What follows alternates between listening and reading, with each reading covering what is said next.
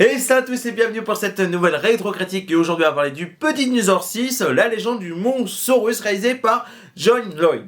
Donc pour ce 6ème épisode du Petit Dinosaure, une fois de plus, je reçois l'ami Capitaine Critique. Hola camarade, comment vas-tu? Eh ben ça va et toi? Bah écoute, bien et prêt pour attaquer ce nouvel obscur d'exploit de cette... Oh oui, et je t'avoue que ça devient un peu compliqué parce que je t'ai envoyé pas mal de messages sur Twitter quand je regardais le film dimanche et je l'ai regardé dimanche après-midi. Donc c'est l'histoire donc le grand-pas. Bah oui, parce que maintenant on l'appelle grand-pas, mais plus grand-père donc de Petit Pied qui raconte l'histoire Voilà. du Monsorius, donc d'un dinosaure qui aurait combattu le plus terrifiant d'un tranchant. Et qui c'est apparemment une sorte de statue de pierre. Enfin bref, bon, voilà, voilà, pour moi ça suffit de résumer ce film parce que pour moi, voilà, je sais plus quoi faire. Donc je vais demander ton avis, cher ami. Vas-y, je t'en prie. Alors, je vais peut-être te surprendre, mais il y a certains points que j'ai appréciés dans le visionnage. Je me suis surpris moi-même. Alors attention, il y a aussi des défauts, et ça on va avoir l'occasion d'en reparler, mais il y a certains points scénaristiques, et là par contre je suis parfaitement conscient que c'est d'un point de vue purement personnel. Je me suis un peu plus intéressé à ce qui se passait à la fin que à d'autres films qu'on a eu de cette saga. Et toi? Alors pour une fois, sur tout ce qu'on a fait ensemble depuis le lancement de cette saga, on était plus ou moins toujours d'accord. Bon, toi t'as été plus ou moins plus sévère, et ben là, ça va être mon tour d'être plus sévère. Parce que pour moi, ce film est une catastrophe. C'est horrible, c'est horrible. J'ai passé un sale moment. Je pensais pas qu'on pouvait dire que ça aurait été pire que le 5, mais pour moi c'était pire. Il y a plein de choses qui ne vont pas. C'est très long. Les personnages sont abjects. Ils ont encore changé les voix, que ce soit la voix off, la voix de Petit Pied. Il y a des personnages qui ne servent complètement à rien. Les musiques, les chansons, mais c'est encore pire, je ne pensais pas. Dans les musiques, moi personnellement, j'ai plutôt bien apprécié les musiques instrumentales. Oui, les instrumentaux, ouais, c'est vrai qu'il y a pas ça, mais je te parle des chansons chantées. Il y a surtout une. C'est du même niveau que les autres films. Ah non mais là, parce que oui, mention spéciale également. C'est la première fois dans un film Petit Pied et la Vallée des Merveilles qu'on a un changement dans le cri des T-Rex. Et je ne savais pas que les T-Rex avaient le même cri que les cris des éléphants. Oui, mais c'est très bizarre. Donc voilà, c'était des éléphants Rex ou alors des T-Rex font, je sais pas. Mais non. Cela dit, alors j'allais dire au-delà de la petite blague, moi j'avoue que j'ai plutôt bien apprécié la relation entre Petit Pied et son grand-père. Bon alors après voilà, encore une fois je sais que c'est purement personnel, ayant perdu mes deux grands-pères assez jeunes, j'ai une certaine affect on va dire quand il y a ce genre de thématique là. Et c'est pour ça aussi que le film d'avant, je l'avais plutôt bien apprécié sur ce point-là. Donc, mais je suis conscient que c'est purement subjectif. Le film essaye de se donner un côté western, mais comme d'habitude, le fait de rajouter les musiques du premier film, ça ne se mélange pas avec. Cela dit, encore une fois, là, j'ai aussi eu vraiment de la peine pour les comédiens de doublage. Oh. D'ailleurs, je vais te raconter une anecdote, c'est que la voix de Sarah, elle a encore changé et elle a la même voix que Helga dans la série animée et Arnold. C'est pour ça que... Ah, d'accord. Et Arnold, c'était plutôt une bonne série et... Pour te dire, je me suis rematé tous les épisodes il y a pas longtemps. Hein. Bon bref, ils sont dispo sur T-Rexo. Bref, et en plus de ça, c'est marrant parce que tu dis que t'as bien aimé la relation avec le grand-père et Petit Pied. Moi, en fait, ça m'a fait penser un peu à Arnold aussi parce que le grand-père qui racontait souvent les histoires. Et en fait, en plus d'avoir la voix de Helga, donc l'ennemi entre guillemets de Arnold, mais la voix, la VF du père de Sarah avec la VF de Robert De Niro, je me dis maintenant ils ont... Ah oui, non, c'est... Il y a plein de choses... Après, voilà, la VF est pas dégueulasse sur les personnages principaux, ça va. Non, mais Pointu, en fait, j'ai vraiment de la peine pour la personne qui double Pointu parce que il a dû se sentir horriblement seul durant la cabine de Non, mais tournage. entre l'épisode 4, attention spoiler si vous avez pas vu le film ou la critique, on passe de Becky à C'est totalement ça. Non. Mais je suis confiant. Je sais que on a encore d'autres films, mais je sais qu'on peut encore faire pire dans le film. Oui, je te propose qu'on rentre direct dans les zones spoiler. Eh bien, écoute, on est parti, allons-y. Donc, comme d'habitude, si vous n'avez pas vu le film, on vous conseille ou pas de le regarder si vraiment. Si vous êtes là avec nous, amusez-vous avec nous et ne nous laissez pas seul notre malheur, s'il vous plaît. D'ailleurs, j'ai eu un commentaire de l'ami le cuistot du ciné qui m'a dit c'est arrêté au 4. Ou... Ah, il a le courage de voir au moins les 3 films. Ou les 3, je sais plus si c'est sur la quatrième ou 5e vidéo, mais il m'a dit qu'il s'arrêtait au 3 ou au 4. Donc, d'ailleurs, le cuistot du ciné, si tu passes par là. Donc, et puis si vous en foutez des spoilers, restez avec nous. Donc cette histoire de grand long coup, donc soi-disant, si on perd cette grande statue du Monsorius, plein de malheurs pourraient arriver.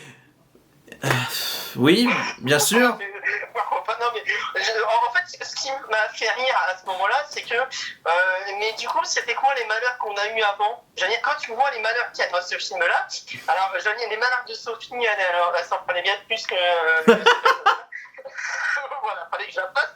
Mais j'y ai pensé. D'abord, c'est pas cassé avant, parce que les films d'avant, ils en chignaient un peu plus que dans celui-là. Là, c'est gentil ce qui se passe. Mais c'est ça, mais quand tu regardes, ils se sont perdus sur une île, pendant ils avaient plus d'eau, il y a eu le feu. Et surtout, alors, il me semble justement que c'est dans le film d'avant. Non, celui encore. Je commence à les mélanger à force. On est qu'au 6ème, Mais il y en a un où la vallée est quand même ravagée entièrement. C'est pas mal comme malchance. Mathieu. Oui, mais c'est ça. Mais en fait, mais attends, mais il y a un truc que je ne comprends pas, c'est que t'as la vallée, la grande vallée, elle a l'air, tout d'un coup, elle a l'air si grande et tout d'un coup toute petite. Il y a un truc qui ne va pas dans ça. Et puis, on en parle des petits jumeaux, hein. Non, mais avant de rentrer dans les jumeaux, autre chose aussi, encore plus d'incohérence. Donc maintenant, des troupeaux entiers de carnivores peuvent traverser la vallée sans souci, mais on est carnivores. Et il y a bien un carnivore qui est rentré dans la vallée. Effectivement. Et les autres, voilà, c'est un peu ça allumé. Mais du coup, pourquoi au final elle est si sûre que ça, cette vallée? Pourquoi il n'y a pas eu d'autres carnivores qui les ont suivis ou quoi que ce soit? Je sais pas, j'ai l'impression qu'en fait, qu'ils se sont perdus. J'ai l'impression qu'ils sortent tout d'un chapeau magique, je sais pas. Et surtout maintenant, on sait que les queues des longs coups, alors sans interprétation, attention, mais les longues queues, les longs coups, c'est encore plus. Bon, je vais finir ma phrase. Maintenant, quand ils frappent avec leur queue, ça brise, ouais. Oui, bah écoute, hein, peut-être que. Du coup, bah je sais pas, peut-être qu'ils ont des queues très longues et très dures. Hein. Non, mais la première fois aussi, où on voit un dinosaure en mode Tarzan. Fallait oser. Oh non, mais. Oh là là là là là. Après, le T-Rex qui saute à pieds joints parce qu'il s'est fait mal au pied, le T-Rex qui pleure et le T-Rex qui sourit, on a un petit pied qui fait de la On pourrait même faire un best-of des pires choses de cette saga. Je crois qu'on aurait plus à remplir des pires choses que des mauvaises choses. Ah, mais il faudrait qu'on fasse une compilation à la fin, en mode bilan, conclusion de cette saga. Ouais, je promets rien, mais j'essayerai. Je promets rien. Mais ça va être beau pour la fin, et on n'en est même pas à la fin encore. Mais on n'est même pas à la moitié encore. Mais on va y arriver, on y est presque. Donc oui, tu voulais parler des jumeaux, vas-y, lâche-toi. Donc oui, parce qu'il y a des nouveaux personnages, donc ils sont les petites sœurs, c'est ça, hein Je sais plus les noms, mais je tiens à parier ici qu'on les reverra pas dans le film prochain. On les reverra dans un Pour te dire, j'en sais rien, parce que je me suis arrêté au 6. Donc là, à partir du 7, ça va être que des découvertes. La nouveauté. Donc voilà. Donc oui, parce que Serra a des petits jumeaux comme petit frère ou petite sœur, on sait pas vraiment. Et c'est toujours elle qui doit les surveiller. C'est Serra qui est... Mais Nico, les jumeaux l'appellent Tante Serra. Donc c'est sa tante, donc c'est pas sa sœur. Ah ouais, bah alors, mais soit à qui bah... et le père de Serra, il l'appelle grand-père, tu vois, corne. Mais oui, pour la moi, mais... Que c'est la mère de Serra qui est la fille de celui qui est censé être son grand-père, mais elle l'appelle aussi père à un moment donné. Donc ça n'a aucun sens, cette chronologie. Mais même moi, parce que pour la mort, c'est vrai... Parce que les jumeaux vont partir à l'aventure parce qu'ils ont entendu parler de ce grand statue de pierre. Et surtout parce que Serra leur a dit d'aller au diable. D'ailleurs, allez au diable! Ils connaissent Dieu. Allez au diable! Voilà, et ils disent une fois, oh mon Dieu. D'accord, les dinosaures qui connaissent le concept de mes religions. Oui.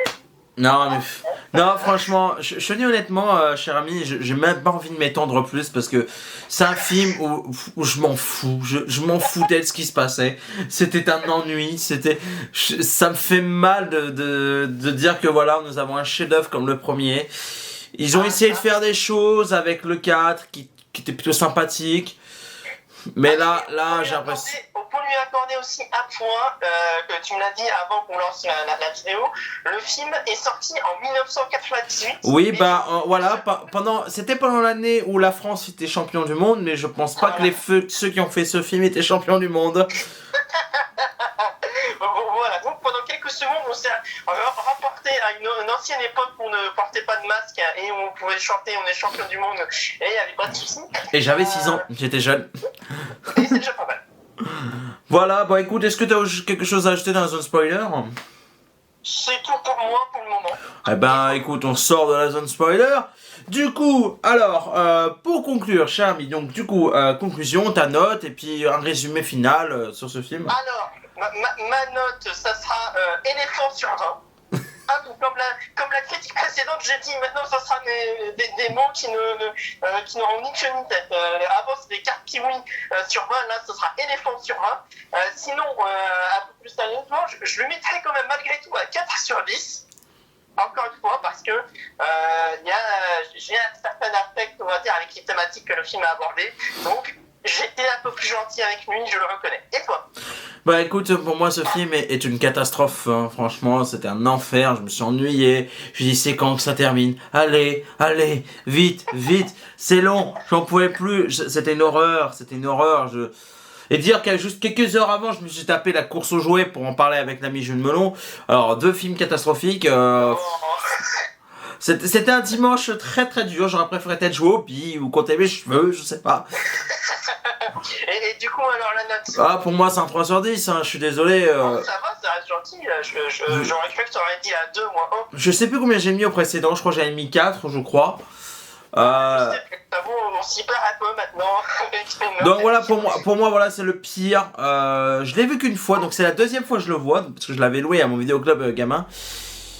Et je m'en souviens, et pour te dire, j'ai préféré louer le 5 juste après. Alors je l'avais déjà vu. Donc voilà, à quel point je préfère le 5 au 6, et même aujourd'hui. Donc voilà, pour moi ce film est une catastrophe, j'ai peur pour la suite. Ah mais ça va être beau justement, ça va être beau dans la médiocrité et je suis excité à l'idée de voir jusqu'où ils sont capables d'aller. Là j'ai passé la carte, tu vois, avec les 2 derniers films qu'on a vus. En fait je ne redoute plus, je n'ai plus peur de voir des mauvais films, je suis excité à l'idée de voir la médiocrité de cette saga. Ah ouais. Honnêtement j'aimerais bien voir ton excitation. Peut-être que pour le prochain film, ça te fera le même déclic que moi. Je sais pas. Je te le souhaite. Bon, en tout cas, merci à toi d'être venu sur la chaîne une fois de plus pour parler de cette immense saga. Merci à toi de me permettre de continuer cette aventure. On y est presque. Allez, écoute, on te dit qu'on en a fait 6. Il nous en reste 9, je crois, c'est ça? Ah, je compte plus. Attends, 7, 8, 9, 10, 11, 12, 13, 14. Encore 8 à faire. Oh, je vois.